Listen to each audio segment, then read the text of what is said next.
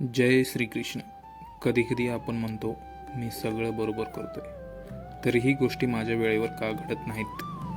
भगवद्गीता आपल्याला सांगते, जीवनात प्रत्येक गोष्टीची एक वेळ असते. ती वेळ आपल्याला कदाचित दिसत नाही, पण ईश्वराला नक्की माहीत असते.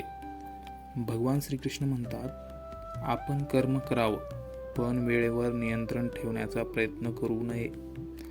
जसं फळ झाडावर पिकायला वेळ घेतं, तसंच आपल्या आयुष्यातील यश, अनुभव आणि शांतीही योग्य वेळेनेच येतात.